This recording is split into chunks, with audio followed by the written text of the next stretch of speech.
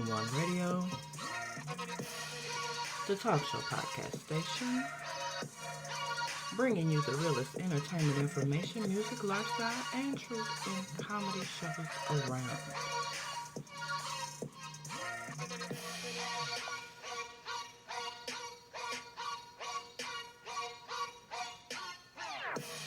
You are now listening to Let's Talk. I don't count likes, calories, or blessings. I don't dine with snakes or bite my tongue.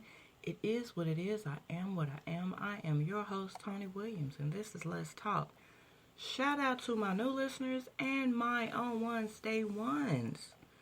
Yes, much love and respect to you all. It is Monday. I hope you guys had a great weekend. Nobody ended up locked the hell up and no type of trouble. Hopefully you didn't take no wooden nickels. Yes. And that your first day back at work was awesome. Now, this is the beginning of the week, and we know we're going to have a week full of crap that we're going to be facing.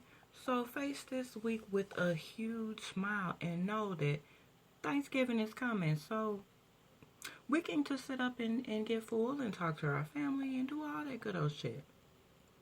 Now,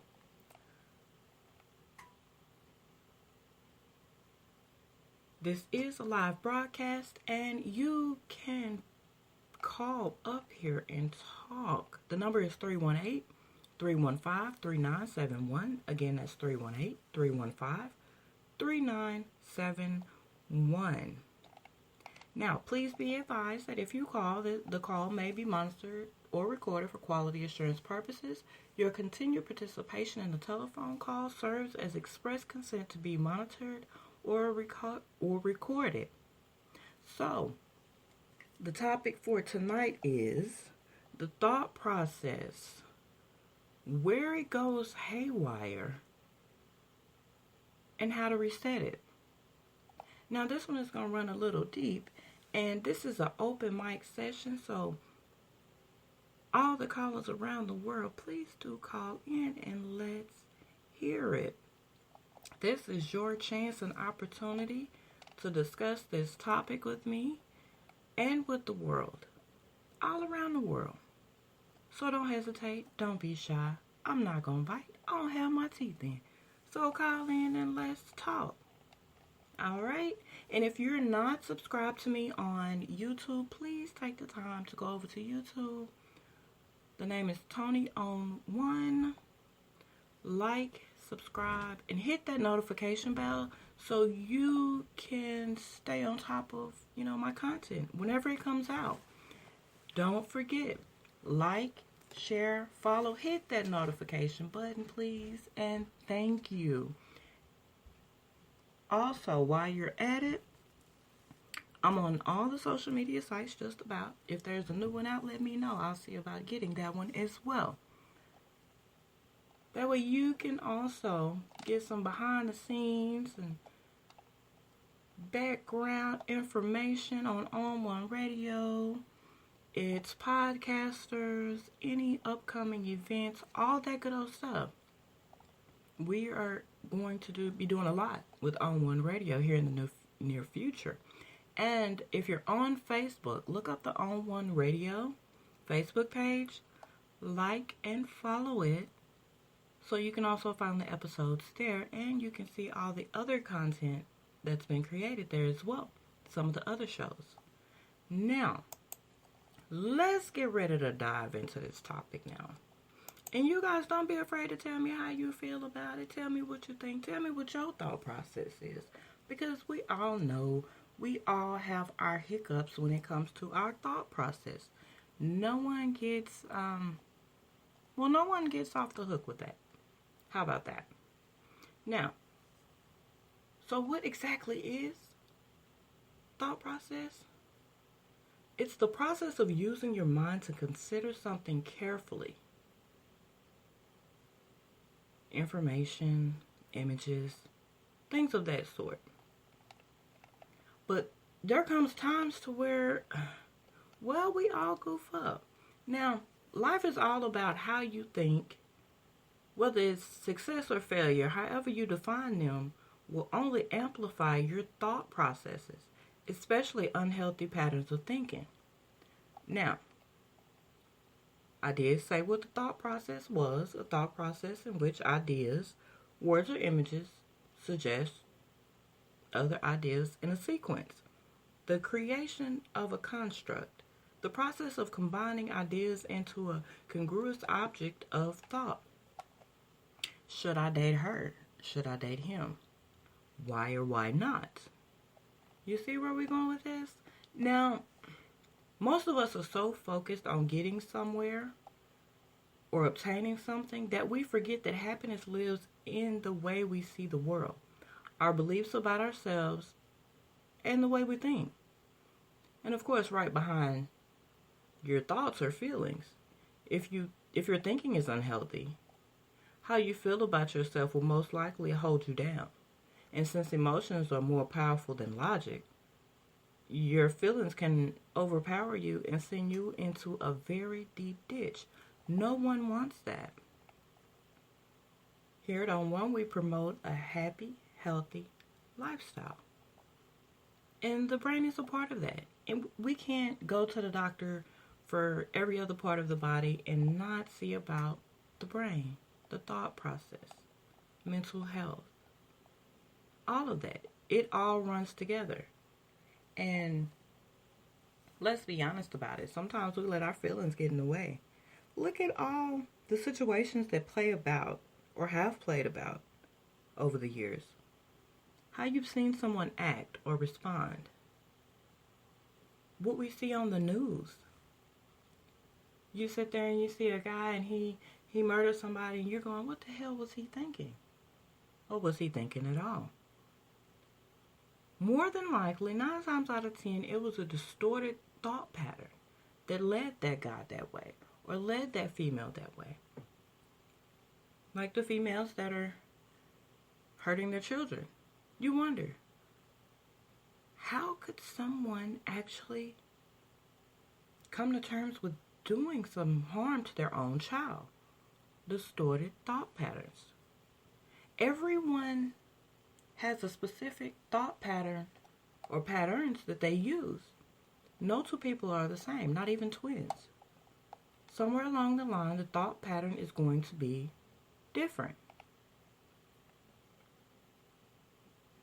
So,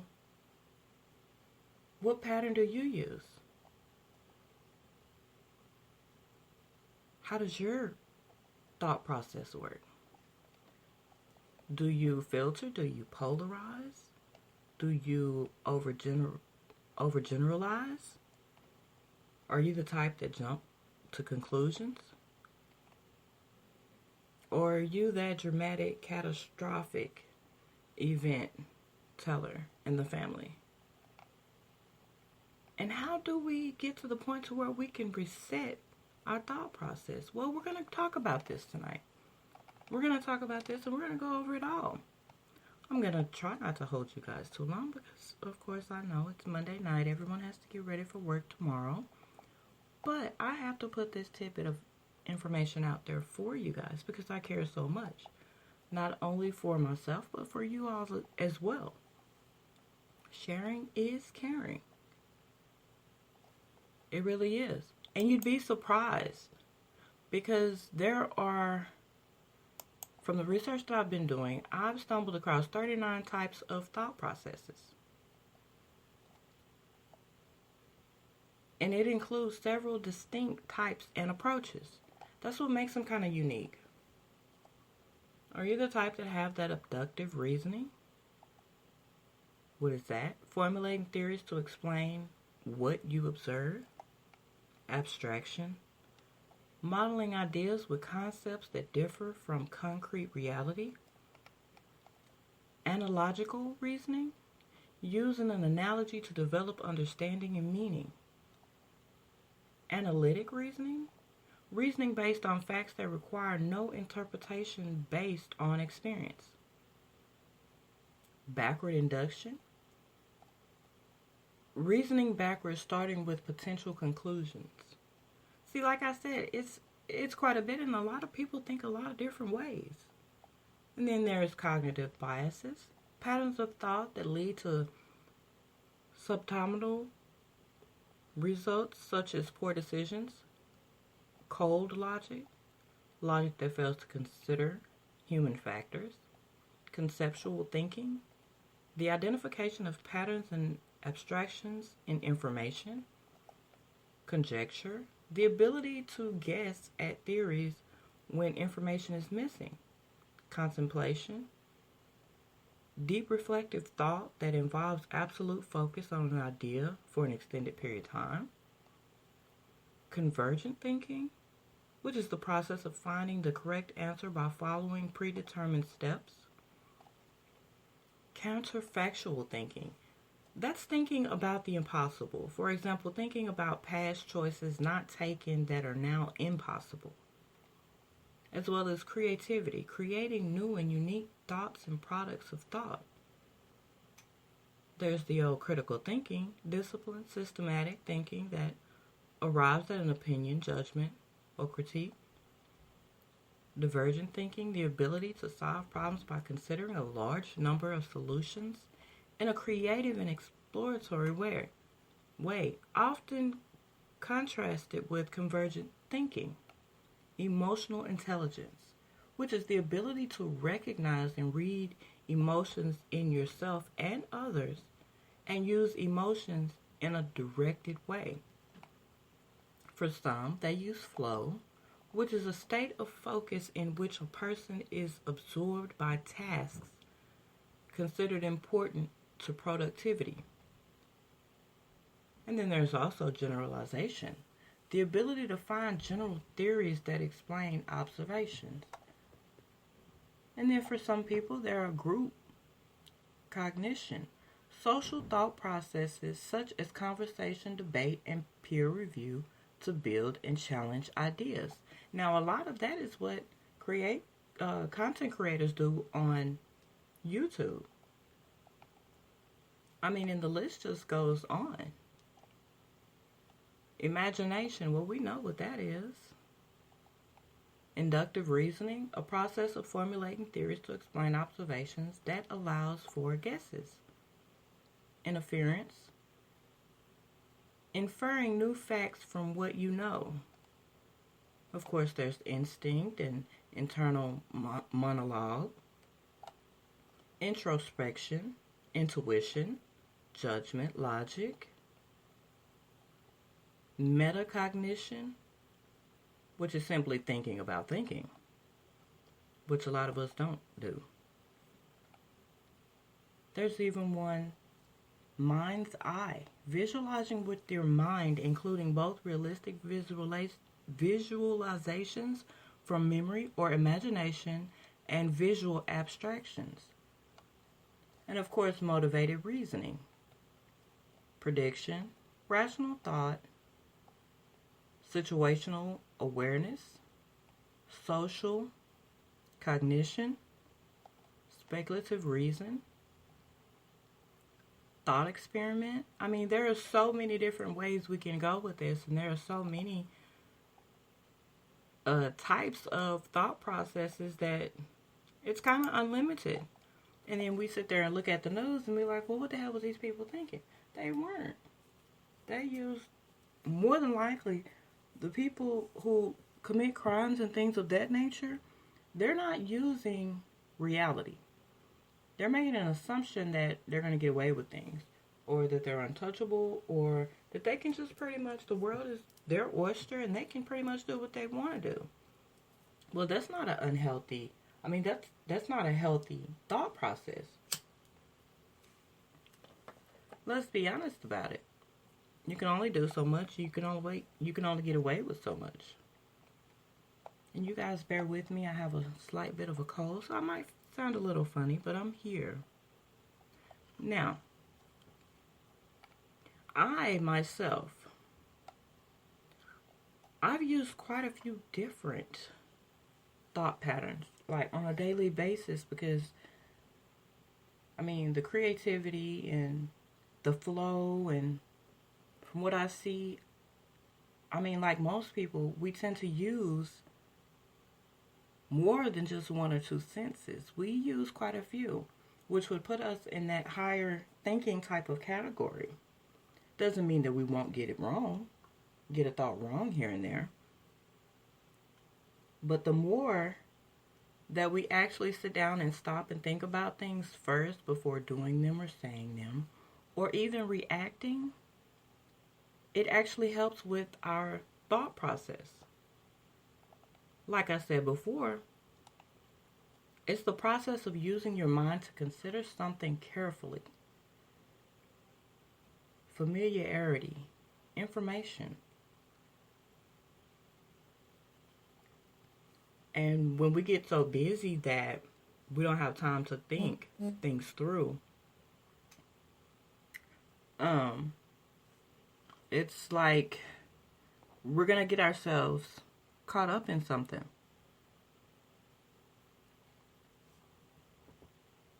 So, we really have to take our time and really, use as many thought patterns and processes as possible without using distorted thought patterns.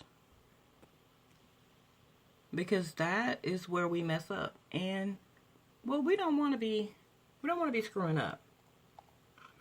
Because a lot of people do think using distorted thought patterns. And that's where the thought process actually kind of goes haywire. Because we're not thinking with logic. A lot of times we think with emotion. And that can get us into some deep shit. And we can't be thinking like that. Now, some of the distorted thought patterns are, of course, filter, polarize, overgeneralization, and jumping to conclusion. We all know someone who does it. And it just drives us absolutely bananas. And then again, we might be the one who thinks that way, and our family, friends, co-workers, and so forth are being driven bananas. So with filter, let's take a deeper look into that. Distorted thought pattern, filter. That's where we take the negative details and magnify them, while filtering out all positive aspects of a situation. For instance, a person may pick out a simple, unpleasant detail and dwell on it exclusively, so that their vision of reality becomes darkened or distorted. Let's take any one of the cult leaders for that one. Do you see how that kind of went there? Their vision of reality was very dark and very distorted, because they seriously believed that they were doing what a higher power told them to do, or it was just their own sick idea driving them and pushing them. Now, for some, there's polarized thinking. That's basically a black and white way of thinking. In polarized thinking, things are either black or white. We have to be perfect or we're a failure. There is no middle ground. You place people or situations in either or categories with no shades of gray, or allowing for the complexity of most people and situations. It's like if you're a performer and your performance falls short of perfect, you see yourself as a total failure, when in fact you're really not a total failure at all. You just had a hiccup. But we see how that can become unhealthy. And we all do not need that one right there. Now, that overgeneralization, now this particular cognitive distortion involves coming to a general conclusion based on a single incident or piece of evidence. If something bad happens once, for example, we may expect it to happen over and over again. A person may see a single unpleasant event as part of a never-ending pattern of defeat. And we all know people who think that way. That's their thought process. It's not healthy, but that's the way they view everything. Not healthy. I will mind you that. Not healthy, but it is the way that they think. Doesn't make it right, it doesn't make it healthy, but it is what it is.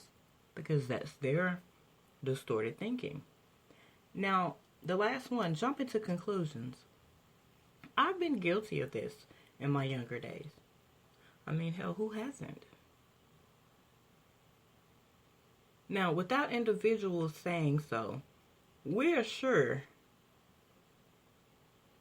we know what they are feeling and why they are acting the way they do. In particular, we are able to determine how people are feeling towards us. For example, a person may conclude that someone is reacting negatively toward them, but doesn't actually try to find out if they are correct.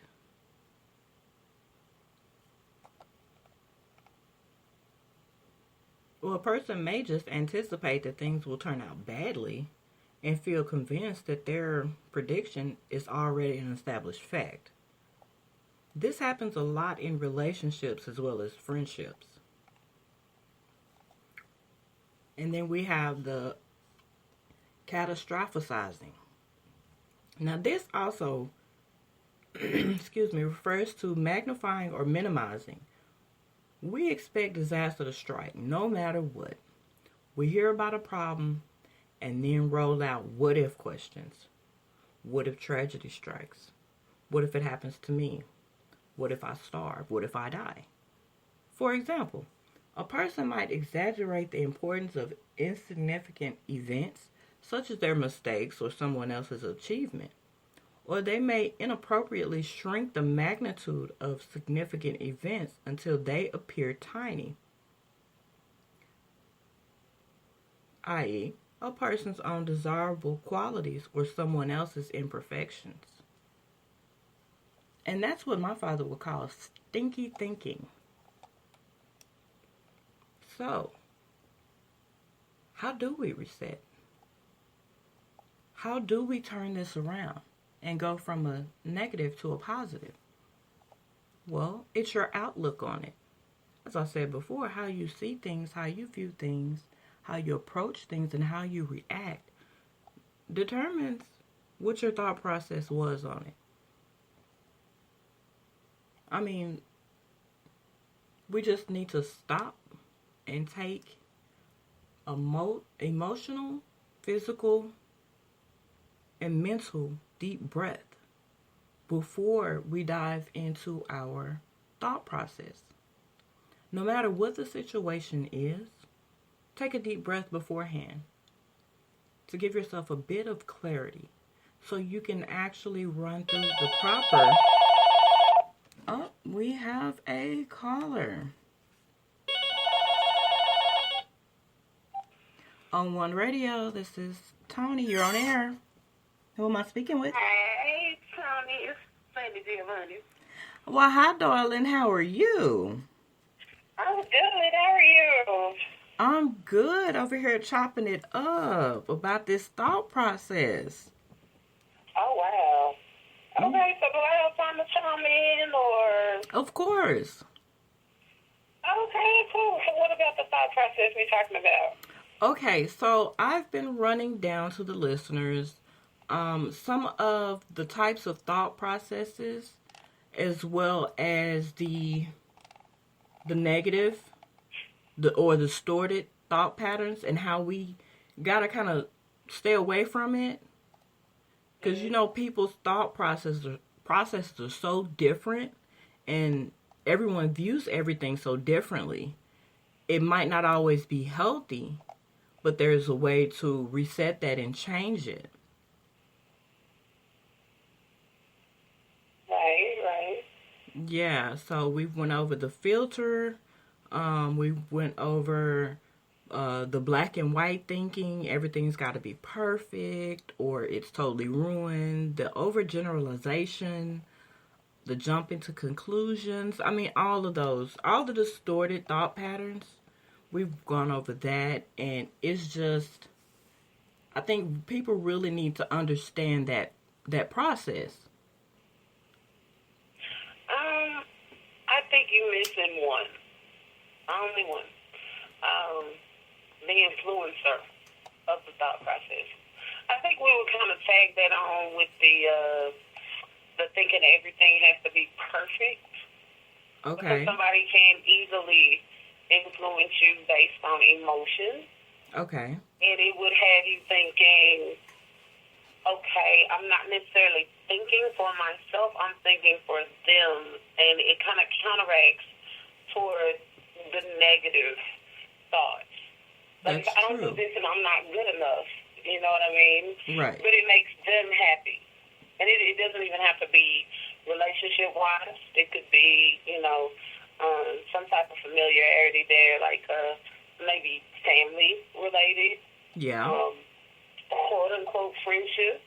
Yeah. And just thinking, if I can keep them happy, then I'm perfect, or I'm good enough. And it's only influence. And some people can be very negative to influence those negative thoughts. That's true. That's true. So yeah, that does fall in there with the polarized thinking. That definitely does. And you're right. You are so right. I was saying earlier about how we look at, things that are happening on the news and we sit there and go, how the hell could they have done that? I don't think I could have thought that through to do that like that. Right. And I think... And it's all based on influence right. at the time or tradition by just automatically thinking one way of thinking is right. Right. We went to see, like, the Harriet Tubman movie yesterday, and the audience laughed at a certain part where her dad was wearing a blindfold because he was such a Christian. He didn't want to lie if somebody asked, him if he saw her. Right. He was with her, but he didn't see her. And on two of her trips, back and forth between home and Freedom, basically, Philadelphia, she said, I love you, Daddy. Daddy, I love you. He didn't say it to her face. He would wait until, he was out of earshot to say, I love you. And when we think about it, a lot of our black fathers or black mothers were raised a particular type of way so that they wouldn't become too attached out of fear of disappointment. And they think that this particular tradition is right. Mm-hmm. I mean, they don't even think about what damage it's done to them, and they're passing it on. Mm-hmm. But you absent-mindedly teach this nasty way of thinking. Right. I don't have to show emotion. You know what it is. You know what right. I mean? But all of that to say, sometimes tradition is a way of thinking.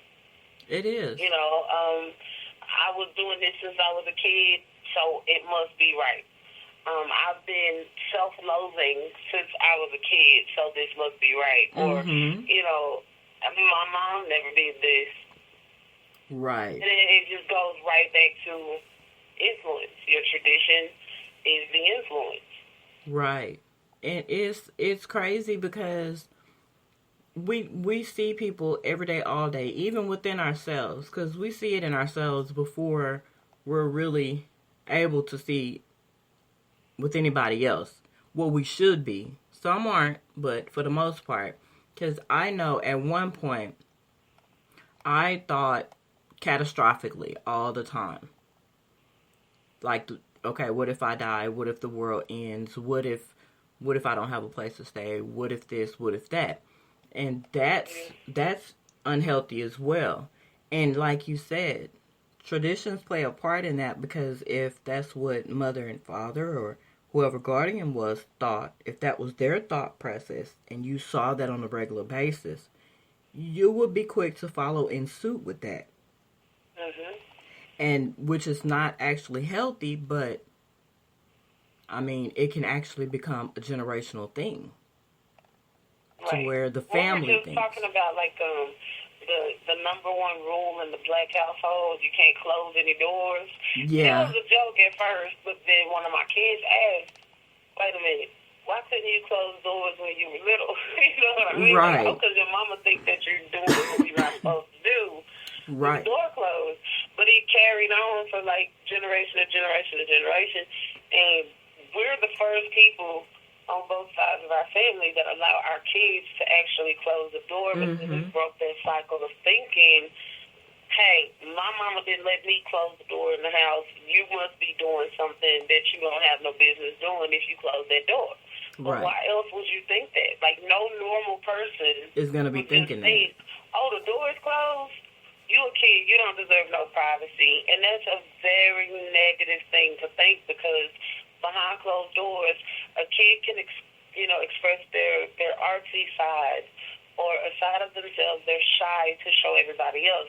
Maybe when coloring or reading a book, they prefer to be closed off. And I know a lot of people are going to say something like, no, forget that. They're kids. They don't need to close doors. Actually, that's negative traditional thinking. Yeah, they need their own space. It's okay not to give your kid privacy. Yeah, they need to learn what privacy is also because, like you said, that's not healthy thinking because when they get older, they're going to pass that on. Not only that, they're going to feel as though, well, to hell with privacy. No such thing. Right. And that does affect the emotional intelligence. And it's really going to scar because we know emotional intelligence, the ability to recognize and read emotions in yourself and others and use emotions in a directed way.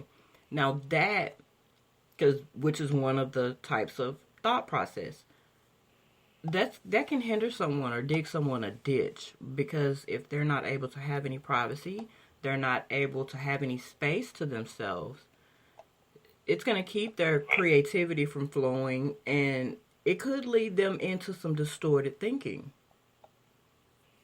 But when you're so caught up in the web of all of those negative thoughts, you don't tend to step outside of them.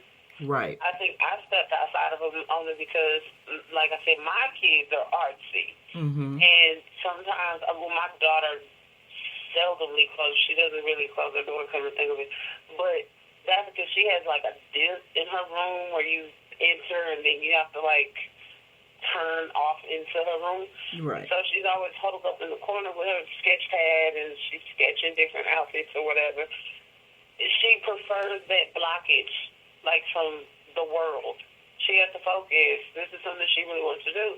Now, had I been in the negative thought pattern of my parents or my grandparents, it was like, new kids do deserve privacy, she probably wouldn't be able to express that. And had I not stepped outside of the box and thought for myself, I wouldn't have realized that these negative thoughts, they hinder you from thinking for yourself.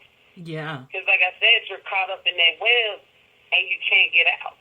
Yeah. Those aren't your thoughts. Those thoughts were implanted or influenced by someone else. Right. And that can distort because from what you just described about your daughter, it coincides with the flow. Flow is a state of focus in which a person is absorbed by tasks considered important to productivity, which is, we can't be interrupting that flow.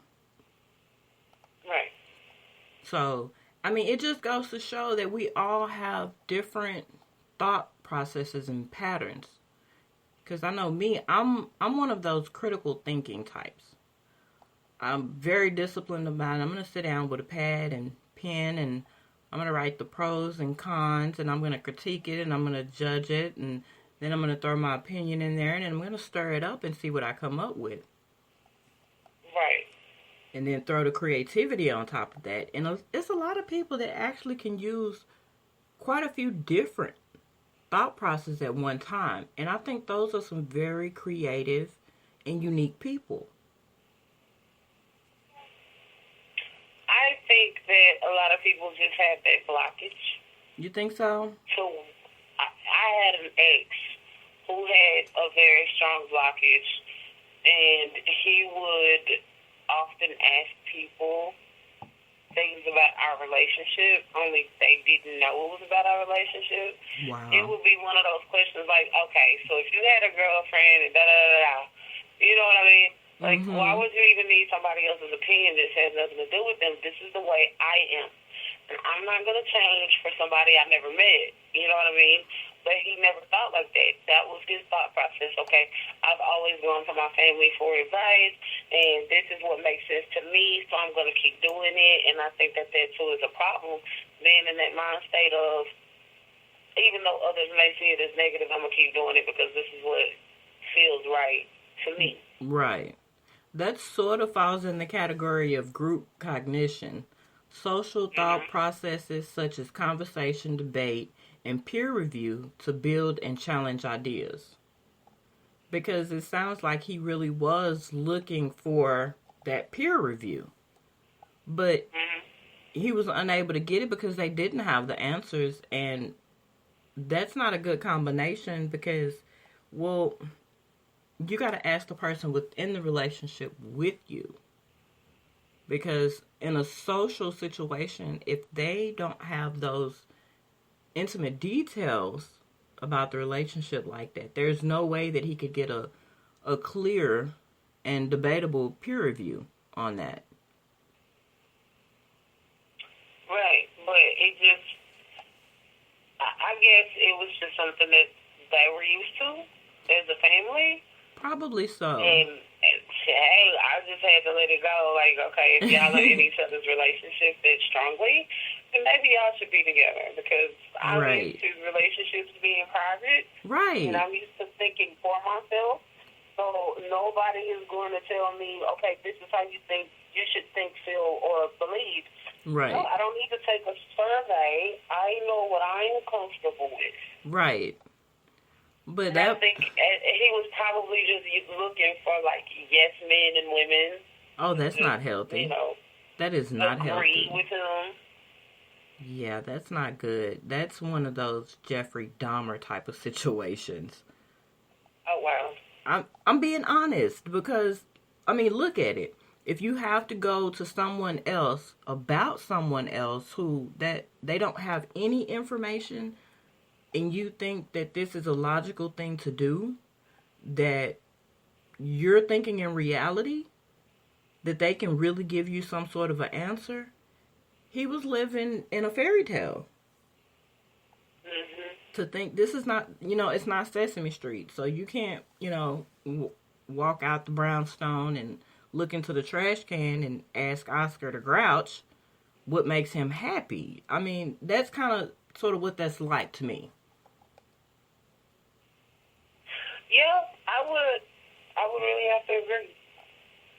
Because there's no way that you're going to get, I mean, it's not based on logic. And there's a lot of people who do think like that. There really is. A lot of people who think like that. And it's not healthy.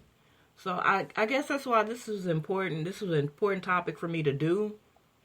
So everyone can, get a clear understanding, or at least a part understanding of what's going on with the thought process. Because when you're working with other people, living with other people, you really do need to know and be able to visualize what their thought process is, because it explains a lot about a person. Because so many times we get so focused on getting somewhere or obtaining something that we forget that happiness and, it does live in the way we see the world. Our beliefs about ourselves, the way we think. And because when people don't, I mean, we have the feelings behind the thoughts. So if the thinking is unhealthy, how you feel about yourself will most likely hold you down.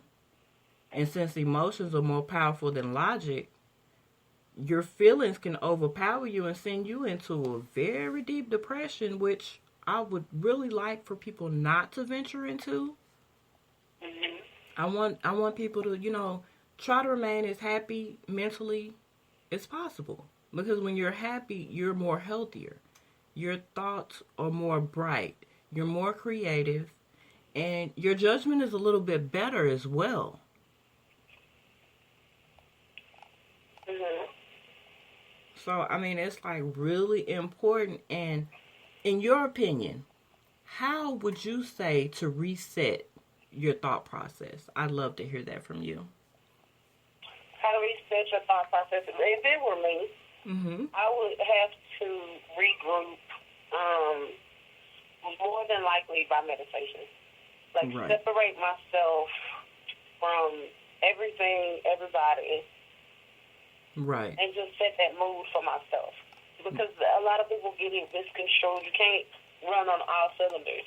No. You can't be there for everybody, be the number one family member. Right. You gotta take care of yourself, probably kids, work a full-time job, go to school, and like have no time for your own mental health.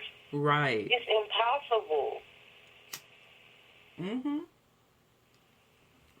It is, and it's unhealthy. It is very unhealthy because if you're not taking care of you, there's no way that you can take care of anyone else, and you're not going to be good to yourself or anyone else. Right. And I think, for me, I would have to say meditation would be it as well, because, you know, I'm heavily into the meditation. It would have to be the key to changing your negative thoughts. And meditation helps you to understand how you think. And when you understand how you think, you understand where the problems come about that result from how you think. And then you can use the strategies to change thought or make them have a less effect on your process. So we're not always jumping the gun. We're not always, jumping to conclusions. We're not always upset and running off of emotion. We'll be more able to think logically and use that actual, reasoning that we have. Mm-hmm. We can use that internal monologue versus always asking someone else. Then we can use our instinct.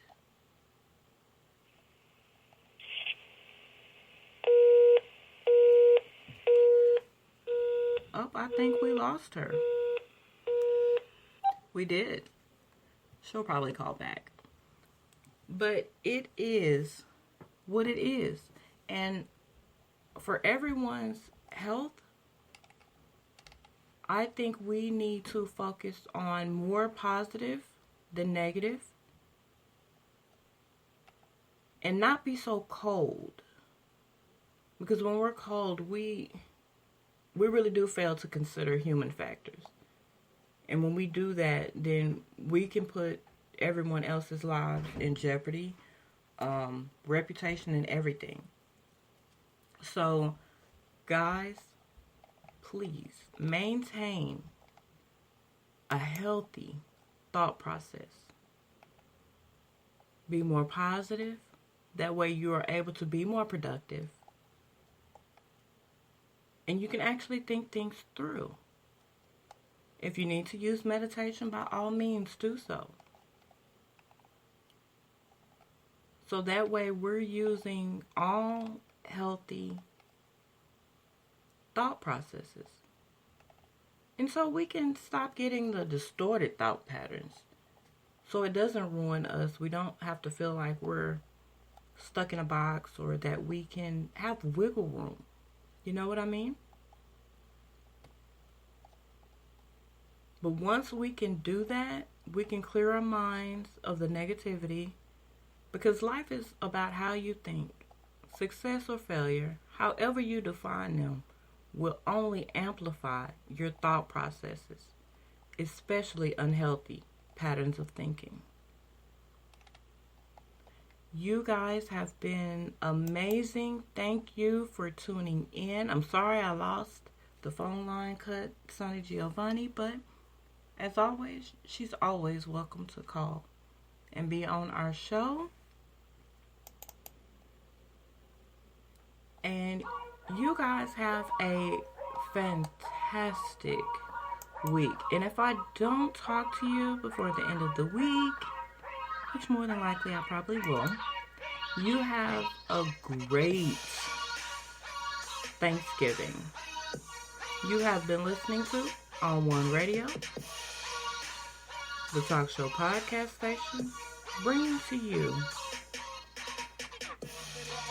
all the information, entertainment, and music, lifestyle, news, and everything else, even meditation. Thank you for taking the time to listen to my talk show podcast. I wish you all the best, and don't allow anyone to fuck up your vibes. Until next time, be happy, be healthy, be you. I've been your host, Tony Williams, and you have been listening to Let's Talk on One Radio.